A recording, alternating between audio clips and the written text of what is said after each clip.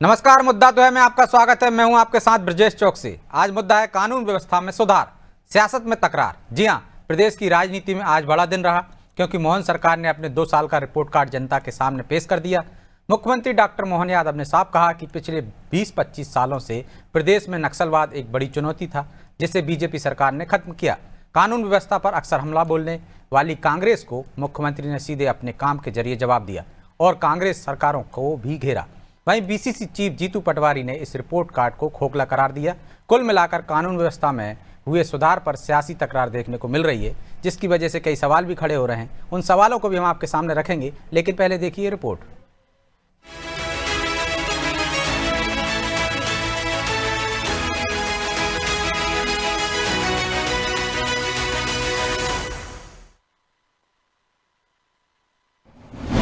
मोहन सरकार ने पेश किया रिपोर्ट कार्ड। सरकार के रिपोर्ट कार्ड पर सियासत भी हार्ड। 13 दिसंबर को प्रदेश में मोहन सरकार के 2 साल होने जा रहे हैं, लिहाजा शुक्रवार को मोहन सरकार ने 2 साल का रिपोर्ट कार्ड पेश किया। इस रिपोर्ट कार्ड में सरकार ने अपनी उपलब्धियां गिनाई, तो वहीं कानून व्यवस्था समेत अन्य मुद्दों पर विपक्ष को भी घेरा। दरअसल सीएम ने कहा कि नक्सलवाद खत्म कर सिस्टम मजबूत किया, क्योंकि पिछले 20-25 साल तक लाल सलाम प्रदेश में चुनौती बना हुआ था। उन्होंने कांग्रेस सरकार का जिक्र किए कहा कि जिस वजह से भी ये लाल आतंक फैला था, उसे बीजेपी सरकार ने खत्म किया, लिहाजा अब उसको पनपने नहीं दिया जाएगा। इतना ही नहीं, मोहन सरकार ने तो दावा किया कि 2 साल में सभी वर्गों के लिए अहम फैसले लिए हैं। तो ये हम सब देखते हैं कि मध्य प्रदेश के अंदर जो लॉ एंड ऑर्डर को लेकर के सबसे बड़ी प्रॉब्लम थी, उसका परिणति ये भी हुई कि चुने हुए मंत्री के अपने घर से राज्य के मंत्री को बुला बाहर निकाल करके थाने के पास कुल्हाड़ी से हत्या कर दे। राज्य और केंद्र की सरकार दोनों जगह एक दल की सरकार थी, कांग्रेस की सरकार थी, लेकिन इतनी बड़ी घटना के बाद में भी कोई ठोस रणनीति बने, योजना बने, इसका निराकरण हो।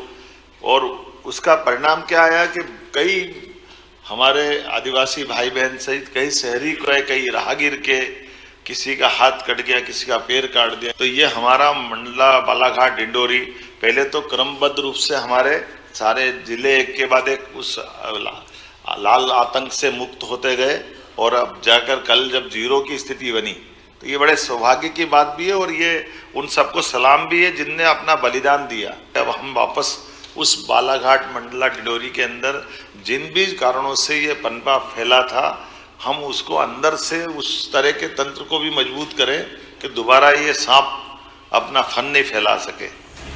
जाहिर है कि कांग्रेस कानून व्यवस्था पर अक्सर सरकार की घेराबंदी करती थी, लिहाजा नक्सलवाद को खत्म कर सीएम ने अपने काम से कांग्रेस को जवाब दिया है। हालांकि अब मोहन सरकार ने अपना रिपोर्ट कार्ड पेश किया, तो इस पर सियासत भी शुरू हो गई। पीसीसी चीफ जीतू पटवारी ने सरकार की कमियां गिनाई और आरोप लगाया कि सरकार ने नया कुछ नहीं किया।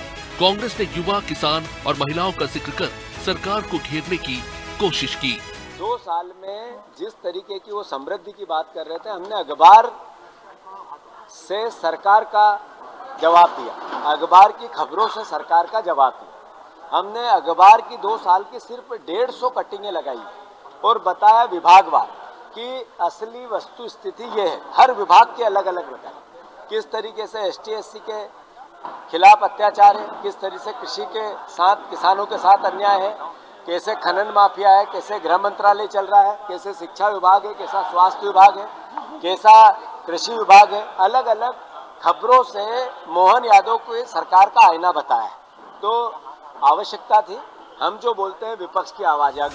इस पे कोई दो राय नहीं कि कांग्रेस अपना विपक्ष का धर्म निभा रही है, लेकिन मोहन सरकार ने कांग्रेस सरकारों और उनके कार्यकाल के दौरान हुए विकास को जनता के सामने रखा है। इसलिए सरकार के इस रिपोर्ट कार्ड ने प्रदेश की राजनीति को एक बार फिर गरमा दिया है।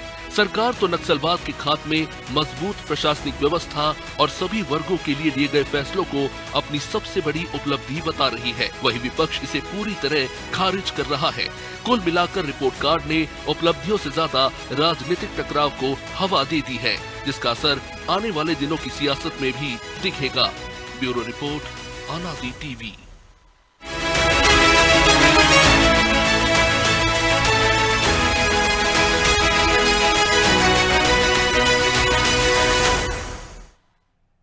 इस मुद्दे पर चर्चा शुरू करें उससे पहले वो सवाल जो जरूरी हैं। पहला सवाल, क्या नक्सलवाद खत्म कर सरकार ने कांग्रेस से कानून व्यवस्था का मुद्दा भी छीन लिया? दूसरा सवाल, क्या कानून व्यवस्था पर कांग्रेस के सवाल अब कमजोर पड़ेंगे? तीसरा सवाल, क्या मोहन सरकार के दावों को कांग्रेस सियासी चश्मे से देख रही है? चलिए इन सवालों के साथ इस मुद्दे पर चर्चा शुरू करते हैं। चर्चा में हमारे साथ मौजूद हैं बीजेपी प्रवक्ता शिवम शुक्ला, कांग्रेस प्रवक्ता डॉक्टर विक्रम चौधरी और वरिष्ठ पत्रकार ललित उपमन्यु। आप तीनों का बहुत बहुत स्वागत है। और शुरुआत विक्रम जी आप ही से करते हैं। वो कह रहे हैं कि कांग्रेस शासनकाल में देखिए आप कानून व्यवस्था किस तरह से थी। 20-25 सालों से हम नक्सलवाद से जूझ रहे थे, अब हम नक्सल मुक्त हो गए। आपके समय पे सीएम ने कहा ही है कि किस तरह मंत्री का गला काट दिया गया था। ऐसे हालात थे और अब शांति का टापू हो गया मध्य प्रदेश पूरी तरह से। मध्य प्रदेश का जब विभाजन हुआ था, वो छत्तीसगढ़ बन गया था, तो उसके बाद जो सारी की सारी लगभग समस्याएं नक्सलवाद की छत्तीसगढ़ में चली गई थी। और छत्तीसगढ़ आज भी जो है कहीं ना कहीं नक्सलवाद से जूझ रहा है। इस बीच में सिर्फ 5 साल छत्तीसगढ़ में हमारी सरकार रही। पिछले विभाजन के बाद से अब तक वहाँ भाजपा की सरकार है। भाजपा की केंद्र सरकार ने मध्य प्रदेश को चिट्ठी लिखी थी कि आपका प्रदेश जो है नक्सलवाद से मुक्त हो चुका है, लेकिन शिवराज सिंह ने कहा नहीं, खुद ऊपर उल्टी चिट्ठी लिखी और अपने आप को नक्सल पीड़ित और प्रभावित बताया, जिससे केंद्र सरकार की जो अतिरिक्त ग्रांट आती है इन जिलों में खर्च करने के लिए, उस ग्रांट के लिए इन्होंने जबरन इस पूरे प्रदेश को नक्सलवाद से पीड़ित और प्रभावित बताया। नक्सलवाद जो होता है वो एक आदिवासी समस्या होती है और आदिवासियों पर हो रहे अत्याचार और उनके खिलाफ जो अन्याय कर रही है सरकार, उन अपराधों के समानुपाती होता है नक्सलवाद। कानून व्यवस्था का जो आंकड़ा है वो एनसीआरबी की रिपोर्ट से देखा जाता है और उस रिपोर्ट में ये बताया है कि मध्य प्रदेश जो है आदिवासियों पर अपराधों में राष्ट्रीय औसत से कहीं अधिक है। राष्ट्रीय औसत जहाँ तक मेरा ख्याल है 25-26% है और ये 47-48 या 65% मुझे जानकारी नहीं है, लेकिन दुगना और तिगना है। तो जब राष्ट्रीय स्तर पर मध्य प्रदेश में सबसे ज़्यादा आदिवासियों पर अपराध हो रहे हैं, अभी आपने सिंगरौली की घटना भी देखी है कि एक पेड़ माँ के नाम और पूरा जंगल अडानी के नाम। जंगल से आदिवासियों को विस्थापित करना अपने आप में इतनी बड़ी समस्या होती है कि अब शहर में यदि कोई आदमी है तो उसको यदि टॉयलेट करने भी जाना है तो वहाँ उसको 2 रुपये देने पड़ेंगे तब टॉयलेट मिलता है। पानी खरीदना पड़ता है 20 रुपये लीटर में। और यदि वही आप आदिवासी क्षेत्रों में जाइए तो ये सारी मात्रा, ये चीज़ें जीवन उपयोगी चीज़ें प्रचुर मात्रा में रहती हैं। तो उनका वहाँ जो पर्यावास है और शहरों का जो विस्थापित जगहों का पर्यावास है वो बड़ा विकट रहता है। तो आदिवासियों की समस्या को यदि आप संबोधित नहीं करेंगे और दूसरी तरफ ये है कि जो समस्या थी ही नहीं उस समस्या का आपने उन्मूलन कर दिया, तो अब ये तो स्वनाम धन्य मुख्यमंत्री हैं, इनके लिए क्या कहा जा सकता है। बहरहाल हमारा ये कहना है कि कानून व्यवस्था का मसला जो है एनसीआरबी के आंकड़ों से आप देखिए तो मध्य प्रदेश औसत से अधिक और कई अपराधों में देश में सबसे पहले है। और वहीं नक्सलवाद की समस्या जो है वो थी ही नहीं, आपने वो खत्म क्या कि हमें समझ में नहीं आती। तो शिवम जी, अपने मुंह मियाँ मिट्टू बनना है इस वक्त। वो कह रहे हैं कि जब समस्या थी नहीं उससे आपने मुक्त कैसे कर दिया। नक्सलवाद की जो समस्या थी वो तो छत्तीसगढ़ के विभाजन के साथ ही चली गई थी। आप लोगों ने ग्रांट के जरिए मांग सको, ले सको, उसका उपयोग कर सको, इसलिए आप लोगों ने जबरन के नक्सलवाद की समस्या को ग्रसित बताया था। और उन्होंने कहा कानून व्यवस्था के मामले में तो एनसीआरबी के आंकड़े कुछ और ही कह रहे हैं। देखिए ब्रजेश जी, सबसे महत्वपूर्ण चीज यह है कि विक्रम चौधरी जी तथ्य विहीन और पूरी तरीके से जो बातें करते हैं उसका जन सरोकार से कोई लेना देना नहीं होता। अगर आदिवासी समस्या सिर्फ और सिर्फ छत्तीसगढ़ के क्षेत्र में थी, इनके जिन मंत्री महोदय का सिर आज नक्सलियों ने काटने का काम किया था वो मध्य प्रदेश के क्षेत्र से अथवा वर्तमान के छत्तीसगढ़ के क्षेत्र से थे। हमें तो जहां तक जानकारी है हीना कांवरे के पिताजी थे लखीराम कांवरे जी, वो अभी भी मध्य प्रदेश की ही विधानसभा की सदस्य रही हैं। तो स्वाभाविक तौर पर अगर वह इस अंचल की समस्या नहीं होती तो इस अंचल के नेता का सर काटने की भी जरूरत नहीं पड़ती। लेकिन तब विभाजन नहीं हुआ था ना शिवम जी। नहीं तो मध्य प्रदेश छत्तीसगढ़ एक ही था। ब्रजेश जी कोई रेखा ऐसी तो खींची नहीं गई कि पूरी तरीके से नक्सलाइट्स ने अपने ऑपरेशंस को एक क्षेत्र में सीमित कर लिया हो। वो समस्या तो समान रूप से पूरे प्रदेश में पैर पसारने का प्रयास कर रही थी। छत्तीसगढ़ से लगा हुआ जितना भी रीजन था, मैं खुद एक सीमावर्ती जिले से आता हूं, तो स्वाभाविक तौर पर हम सबने देखा है कि किस प्रकार से उस पूरी समस्या का एक जो दंश है वो स्थानीय जनता को झेलना पड़ता था। और ये एक माइंडसेट था नक्सलवाद। उस माइंडसेट का नाश करने में भी हमारी सरकार अग्रणी भूमिका निभाने में सफल रही है।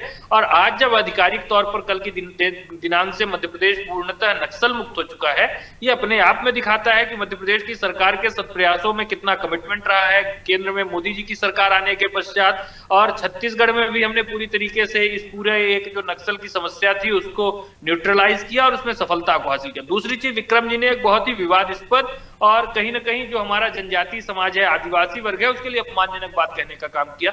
सीधे सीधे नक्सलवाद को उसका पर्याय बता दिया। अर्थात इनका यह कहना था कि सिर्फ और सिर्फ आदिवासी नक्सली होते हैं और जो आदिवासी हैं वह सिर्फ और सिर्फ नक्सलवाद के माध्यम से ही अपना जल, जंगल और जमीन का अधिकार मांगते हैं। तो ब्रिजेश जी, मैं आपसे पूछना चाहूंगा कि नक्सलवाद की समस्या जिस दौरान शुरू हुई तो देश और प्रदेशों में किसकी सरकार थी? किसकी सरकारों के शोषण के कारण अगर आदिवासी ने नक्सलवाद का रुख भी किया होगा या उसके प्रभाव में आया होगा, तो किसकी सरकारों के द्वारा दिए गए दोहन और शोषण के कारण गया होगा? हमारी सरकार ने तो आदिवासी वर्ग को मुख्य धारा में लाने का काम किया, उनके जल, जंगल और जमीन के अधिकार को मजबूती प्रदान करने का काम किया, उनको विकास की जो प्राथमिक धारा है उसके साथ जोड़ने में सफलता को स्थापित किया। और उसके पश्चात आज समूल तरीके से, जिसको हम बोलते हैं कि एक जो पूरी तरीके से एक ऐसा अभियान चलाया गया जो नक्सलवाद पर एक फाइनल असॉल्ट के तरीके से रहा और पूरी तरीके से उसको देश और प्रदेश से सफाया करने की दिशा में आगे बढ़ गया। सबसे महत्वपूर्ण चीज यह है कि जनजातीय वर्ग अपनी आकांक्षा और अस्मिता दोनों ही चीजों पर बराबरी से कहीं ना कहीं विश्वास को सरकार की ओर से प्राप्त करना चाहता है। तो उनकी आकांक्षा को तो सरकार लगातार कैटर डाउन करने की कोशिश कर रही थी, लेकिन जो उसकी एक अपनी महान ऐतिहासिक अस्मिता है, जो उसके राष्ट्र नायक हुए हैं जिन्होंने स्वाधीनता का संघर्ष हो या उससे पहले भी हमारे देश की सामाजिक सांस्कृतिक चेतना है, उस पर अपने हिस्से का एक अमिट योगदान देने का काम किया, उसको कांग्रेस पार्टी ने कभी समझने का प्रयास नहीं किया। ठीक है, जवाब ले लेता हूं छोटा सा मैं विक्रम जी से। विक्रम जी जवाब दीजिए। वो कह रहे हैं तमाम आदिवासियों को आप नक्सलवादी नहीं कह सकते हैं, नहीं, और लिखीराम कामरे की जो हत्या हुई थी वो मध्य प्रदेश की सीमा में ही हुई थी। नहीं, तो मैंने संदर्भ दिया है विभाजन के बाद का। विभाजन के बाद मध्य प्रदेश एक अलग आइडेंटिटी रखता है और उसकी समस्याएं अलग हैं। पहले जो समस्याएं थी वो सकल पूरे मध्य प्रदेश की समस्याएं, राजनांदगांव की समस्या ही मध्य प्रदेश की समस्या मानी जाती थी, लेकिन जब विभाजन हो गया तब राजनांदगांव की समस्या मध्य प्रदेश की समस्या थोड़ी मानी जाएगी। आज भी बस्तर एरिया में और आंध्र प्रदेश के एरिया में नक्सलवाद सक्रिय है। बहरहाल आपने ये जो सुन लिया, मैंने कहा नहीं था, मैंने कहा था कि आदिवासियों पर होने वाले अत्याचार के समानुपात में नक्सलवाद पनपता है।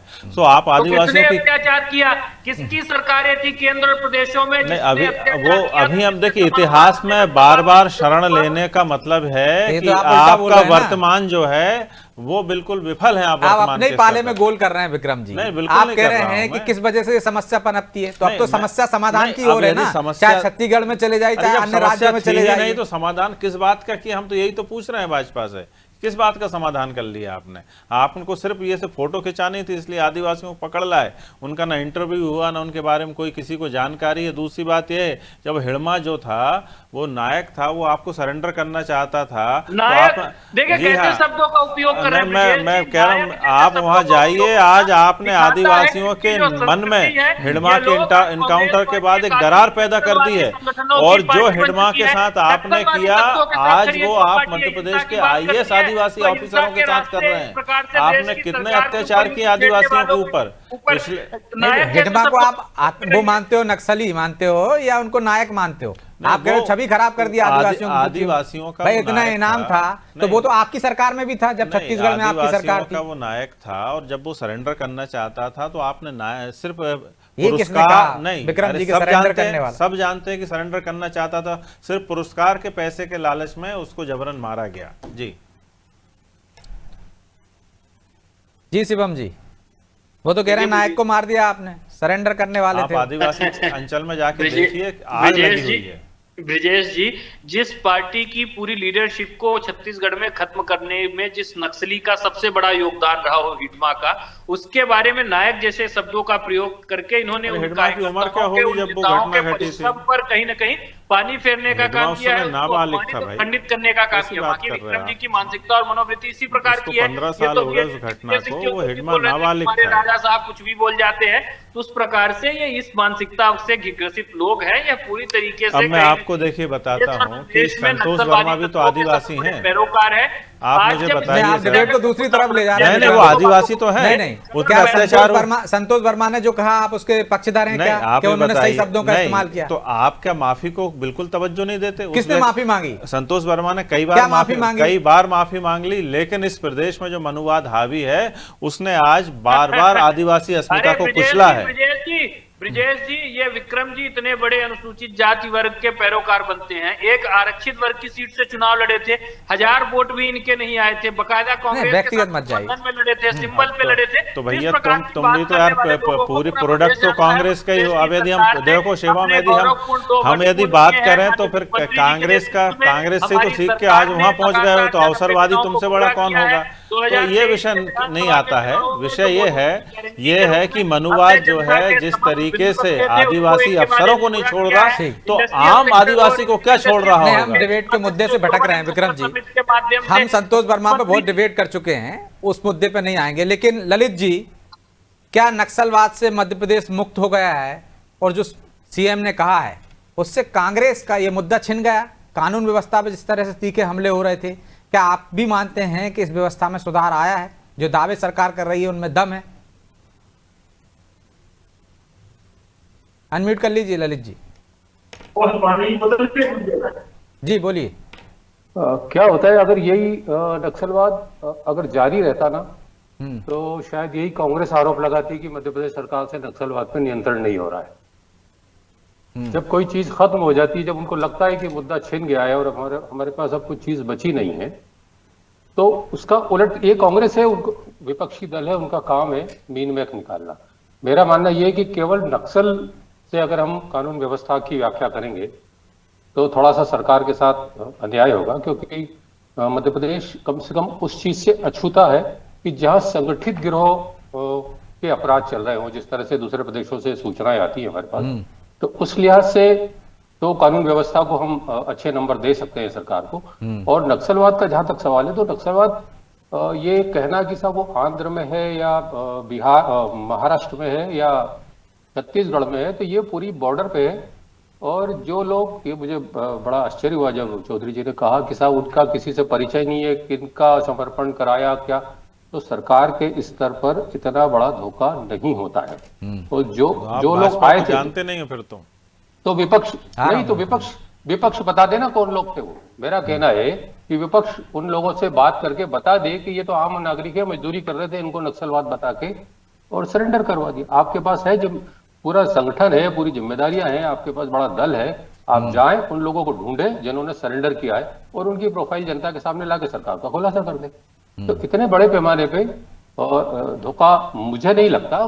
कुल मिला के ये एक बड़ी समस्या थी। 20 साल 25 साल पहले मैं भी छत्तीसगढ़ गया था, तब भी मैंने वहां देखा। लेकिन ललित जी, ये भी तो सही है ना कि हम उतने प्रभावित नहीं थे नक्सलवाद से जितना पड़ोसी राज्य प्रभावित था।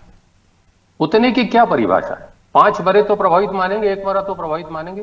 क्या माने? उसका पैमाना क्या है किसी का कि 200 या विद्याचरण शुक्ला और महेंद्र कर्मा और उस तरह का कोई कांड हो जाए तो हम माने कि साहब नक्सलवाद छत्तीसगढ़ बहुत प्रभावित है?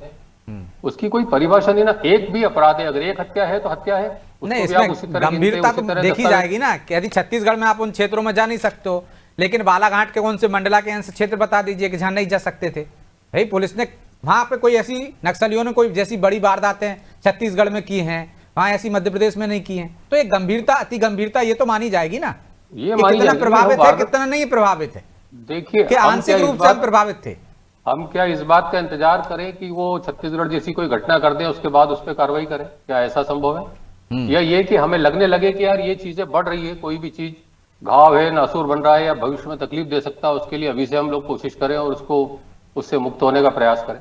हम उसका पैमाना क्यों देख रहे हैं कि ये 150 लोग या कोई ऐसे जिले में इतना संगठन मजबूत हो जाए उसके बाद हम कार्रवाई करने? अगर कोई सरकार समय से पहले सचेत हो जाती है और उस समस्या से निपटने के लिए कार्रवाई शुरू कर देती, तो मुझे नहीं लगता कि इसमें इसको हम दिखावा बताएं या कुछ कहें। और अगर दिखावा है तो कांग्रेस एक्सपोज करे, खुला खाता है, पूरा प्रदेश खुला पड़ा हुआ है, कोई न किसी को बांध के नहीं रखा हुआ है। जो सरेंडर हुए वो भी घूम रहे होंगे या मिल जाएंगे कहीं कहीं। तो विक्रम जी एक्सपोज करना चाहिए यदि वो नक्सली नहीं है, गलत लोगों ने सरेंडर करवा दिया है सरकार ने मिलीभगत से। शुरुआत की है हमने सिंगरौली में जाके हमने एक्सपोज किया कि आप आदिवासियों के साथ क्या कर रहे हैं। मैं आपको एक नज़ीर देता हूं और बड़ी देखी मौजू है, और जो मैंने अभी थोड़ा आरोप लगाया था थोड़ी देर पहले वो उसको पुष्टि करता है कि 22 साल हो गए लगभग इस सरकार को। 22 साल में एक बच्चा पैदा भी होता है और ग्रेजुएट हो जाता है। आप समझना मेरी बात को। अभी जो जुडिशरी के रिजल्ट आए उसमें इनको एक भी आदिवासी ऐसा नहीं मिला जो जज की पोस्ट के लिए उपयुक्त हो, मतलब नॉट फाउंड सुटेबल। तो what they have made of this Madhya Pradesh, मतलब इन्होंने 22 साल में मध्य प्रदेश में एक भी आदिवासी ऐसा नहीं बना पाए जो सिविल जज बन जाए। तो अब मुझे बताइए, एक तरफ आप उनको सिंगरौली में जंगल उजाड़ रहे हो, दूसरी तरफ नौकरियां नहीं दे रहे हो, तो फिर मैंने वही कहा ना कि आदिवासी की जो चेतना है वो एक धार्मिक अलग धार्मिक और सांस्कृतिक इकाई है। आप उसको ये वर्णाश्रम वाले धर्म से नहीं जोड़ सकते हो। तो उनके जो विद्रोह करने का जो तरीका है वो अलग होता है। तो आप उनको फिर से, तो आप क्या ये कहना चाह रहे हो ढकेल रहे फिर होगा, फिर आप ढकेल ही रहे हो। जब आप ये मानते हो कि वो आज भी मजिस्ट्रेट बनने लायक नहीं है और वो जंगल अडानी के लिए है, तो फिर वो बेचारा कहाँ जाएगा? ना नौकरी दे रहे हो ना जंगल दे रहे हो, तो विद्रोह नहीं करेगा तो क्या करेगा वो? चलिए शिवम जी जवाब दे रहे हैं। जी शिवम जी। विक्रम चौधरी जी पता नहीं कौन से नशे में रहते हैं, दिन में अखबार भी पढ़ के नहीं आते। अगर इन्होंने मध्य प्रदेश का एक प्रमुख समाचार पत्र ही आज पढ़ा होता तो ये जो 50% पदों वाली बात रही कि आदिवासी वर्ग के जो पद थे वह सभी रिक्त रह गए, तो उसके लिए अगर नियम कायदे पढ़ते, देश में जो बाबा साहब ने संविधान बनाया है वो सभी की बराबरी से। अरे विक्रम जी शांत रहो, धैर्य रखो। बताओ वो ही बता देना कि तुम्हारी सरकार में हम कौन कौन सा नशा कर पा रहे हैं, सूखा नशा मिल रहा है, कौन सा नशा मिल रहा है? धैर्य रखो। नहीं, धैर्य तो हम रख रहे हैं ना। नशे की बात की तो नशे का नाम भी बता देना। अपनी बौखलाहट को चैनल पे मत लाओ। बौखलाहट कौन दिखा रहा है वो सबको देख रहा है। हाँ चलो बताइए। ठीक है, जब आवाज आने दीजिए। ब्रजेश जी सबसे महत्वपूर्ण चीज यह है कि उसमें जो परीक्षा जो ली गई सिविल जज की, उसमें क्राइटेरिया था कि कम से कम 50% अंक जो लोग लेकर के आएंगे उनको ही इंटरव्यू के पश्चात उस पद पर उत्तरदायित्व दिया जाएगा। क्योंकि इन वर्गों से हमने देखा कि स्वाभाविक सी बात है यह वर्ग पिछड़े हुए हैं, दबे हैं। इनसे बहुत सारे अभ्यर्थी जो थे वो उसमें छूट की भी बात की जा रही है, छूट दी जा रही है। नहीं तो मेरा वही तो आरोप है कि आपने आदिवासियों को क्या शिक्षा दी? न्यायालय ने, उच्च न्यायालय ने उस पे उस वर्ग की जो सीमा थी उसको 40% किया, इंटरव्यू में रियायत दी और उसके पश्चात उन पदों पर भर्ती को किया गया। ये दिखाता है कि जो एक सब जुडिस विषय है उसको सरकार से जोड़ना, जो न्यायपालिका का विषय है। अब हम यही तो कह रहे हैं कि आपने 20-22 साल में ऐसे आदिवासी तैयार नहीं किया कि 40-50% नंबर ले आए। आपके लाखों स्कूल बंद हो गए हैं, आपके कई हजारों स्कूल में एक ही मास्टर है, वो सब आदिवासी अंचल में। हम वही तो कह रहे हैं कि आप क्यों तैयार नहीं कर पाए वैसे आदिवासी जो 60 या 70 नंबर लेके आ पाए। आपने आदिवासी और अनुसूचित जाति के लिए जो पीएससी कोचिंग होती है वो भी बंद कर रखी है। मध्य प्रदेश के युवा बहुत ही साधन संपन्न है, श्रम करते हैं और हर तरीके से सरकार उनके साथ है। इस प्रकार की एक जटिल समस्या आई तो उसका भी निदान माननीय न्यायपालिका ने करने का काम किया। दूसरा जो सबसे महत्वपूर्ण विषय है, अडानी का विषय इन्होंने उठाया। ब्रिजेश जी, हम सब ने एक बहुचर्चित 2G घोटाले का, वो कोल घोटाले का नाम सुना था। उस घोटाले में जो आज अडानी को जमीन जहां पे इस प्रकार से वो पूरा प्लांटेशन ये बता रहे हैं कि डिफॉरेस्टेशन हो रहा है, वो अब प्लांट को स्वीकृत करने का काम कांग्रेस पार्टी ने किया था। तो जब यह वहां पे प्लांट लगा रहे थे, पेड़ों की कटाई हो रही थी, तो वो ठीक था। आज भारतीय जनता पार्टी की सरकार और एक उद्योगपति का राज इनको दिक्कत है। ये अपने आप में दिखाता है कि कांग्रेस पार्टी छड़े रुष्ठा छड़े तुष्ठा की राजनीति करती है। ठीक है शिवम जी, माफी चाहता हूं, मैं आपको बीच में रोक रहा हूं क्योंकि समय की बाध्यता है, इसलिए चर्चा को यहीं विराम देना होगा। आप तीनों का बहुत बहुत धन्यवाद। तो कानून व्यवस्था में सुधार हुआ या नहीं हुआ ये तो जनता जानती है, लेकिन यहाँ सियासत हो रही है। क्या पहले से परिस्थितियां बेहतर हुई हैं या बेहतर बढ़ने की दिशा में हैं और बेहतर हो सकती हैं? क्या नक्सलवाद की समस्या से यदि मध्य प्रदेश मुक्त हो गया है तो निश्चित तौर पर एक खुशी की बात है, लेकिन अब क्या वो आदिवासी क्षेत्रों का विकास उस तेजी से होगा, इस पर भी सरकार को ध्यान देने की जरूरत है। बहरहाल मुद्दा तो है में इतना ही। मुझे दीजिए इजाजत और आप देखते रहिए अनादि टीवी। नमस्कार।